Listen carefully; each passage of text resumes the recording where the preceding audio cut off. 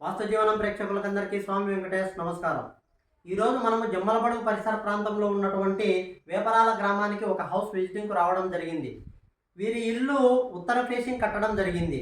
ఈ ఇల్లు మనం చూసుకున్నట్లయితే కంపాస్కు అనుగుణంగా మనం డిగ్రీలను చూసినట్లయితే దాదాపు 17 డిగ్రీలు ఆగ్నేయ ప్రాచిలో ఉన్నటువంటి ఈ గృహం ఏదైతే ఉందో వీరు దక్షిణము మరియు పడమర హద్దులనే చేసి ఇంటిని నిర్మాణం చేపట్టడం జరిగింది.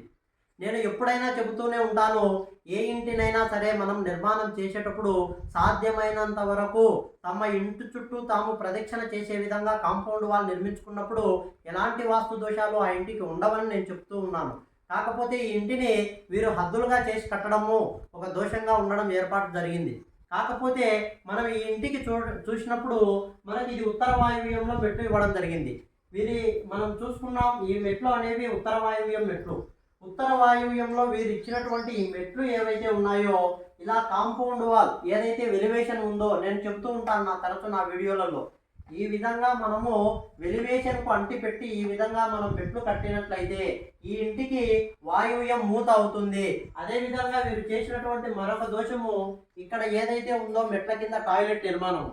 నేను ఎప్పుడైనా మీకు చెబుతూనే ఉంటాను, వాయువ్యంలో మెట్ల కింద కానీ తూర్పు ఆగ్నేయంలో మెట్ల కింద కానీ టాయిలెట్ నిర్మాణం అనేది ఎప్పుడూ కూడా చేయవద్దు. ఇది తీవ్రమైనటువంటి వాయువ్య మూతగా లేదా వాయువ్య పెంపుగా అవుతుంది. ఇప్పుడు ఇంటికి మనం చూడండి, ఇది టోటల్ వాయువ్యం పెంపు. అంటే ఒక దిక్కు మనకు చూసినట్లయితే వెలివేషన్ను అంటిపెట్టి మెట్లు ఇచ్చారు, ఒక దిక్కు మనము వాయువ్యంలో మెట్ల కింద టాయిలెట్ నిర్మాణం చేశారు. ఈ విధంగా ఈ ఇంటికి వాయువ్యంలో గల దోషం అనేది ఏర్పడిందని నేను వీరికి చెప్పడం జరిగింది. కాబట్టి ఎవరు కూడా నేను చెప్పేది పదే పదే చెబుతూ ఉంటాను, మెట్లను అంటిపెట్టి ఎప్పుడు కూడా వెలివేషన్ తీసుకోవద్దు, మెట్ల కింద టాయిలెట్ నిర్మాణం అనేది ఎప్పుడు కూడా చేపట్టవద్దు.